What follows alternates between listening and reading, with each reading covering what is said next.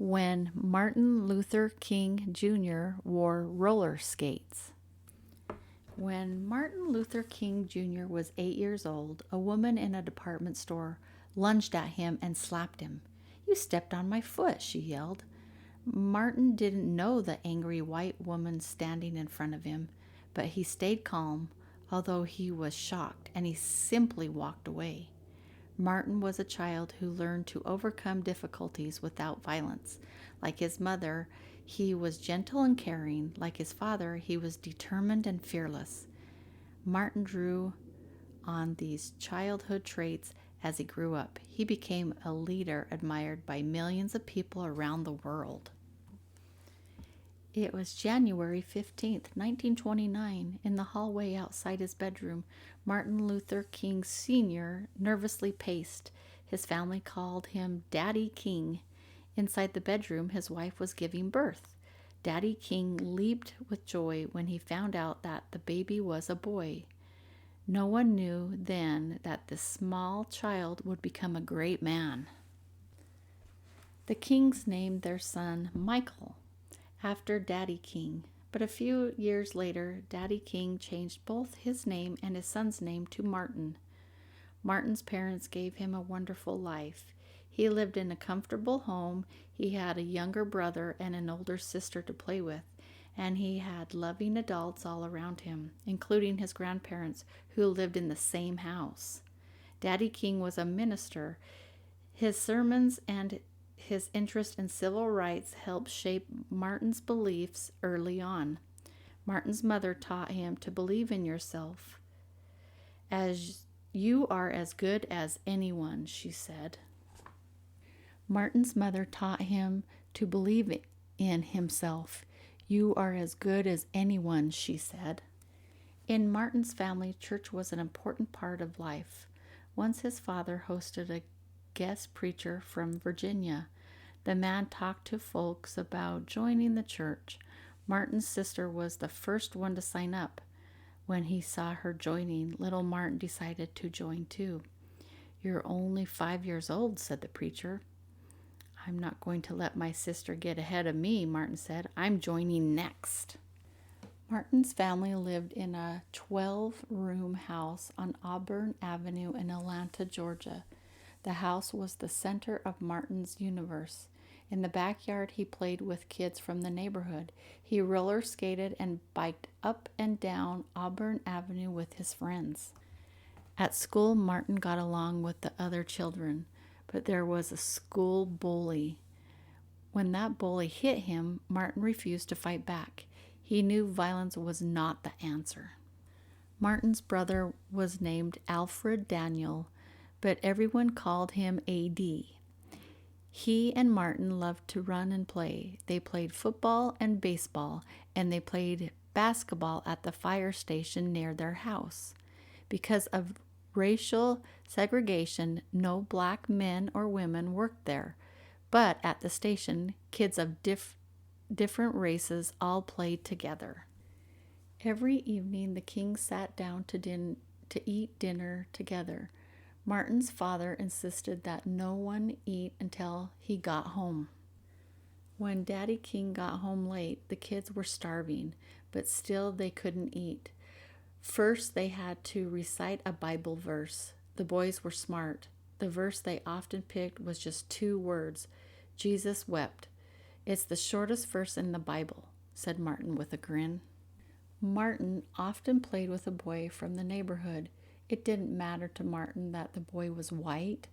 The two of them were good friends. One day, the boy's father told his son that he could no longer play with Martin.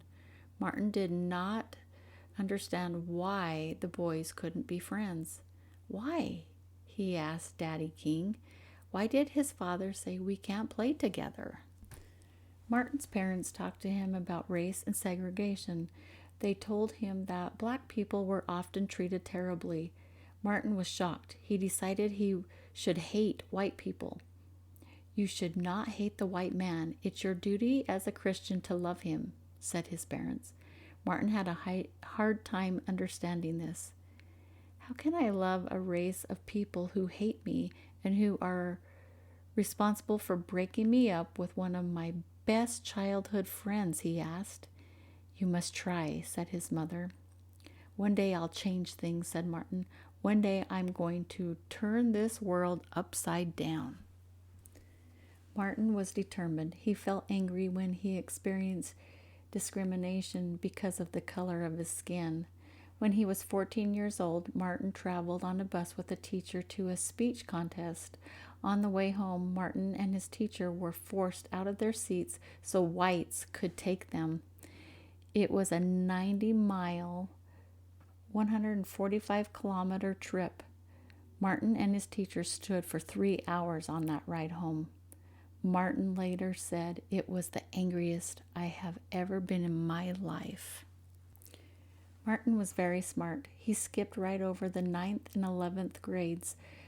By age 15, Martin started college. In college, Martin was popular, but he wasn't sure about the rest of his life. He had always thought he would become a minister like his father, but he began to question his faith. Eventually, though, he came back to his roots. "I have decided to lead a church," he told his father. By the time Martin was 25 years old, he had earned a doctoral degree. He married Coretta Scott. Like Martin, she believed in the importance of peace. The couple settled in Montgomery, Alabama, and had 4 children. Martin's parents were proud when he became pastor of the Dexter Avenue Baptist Church. His father, Daddy King, was especially happy. As Martin grew older, he became more active in helping African Americans gain rights.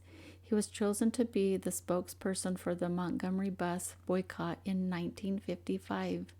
Later, he led nonviolent actions, including sit-ins, demonstrations, and marches for civil rights. He said that he would not respond to violence with violence.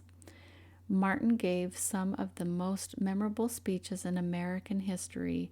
In 1963, he gave his famous "I Have a Dream" speech before 200,000 people in Washington, D.C.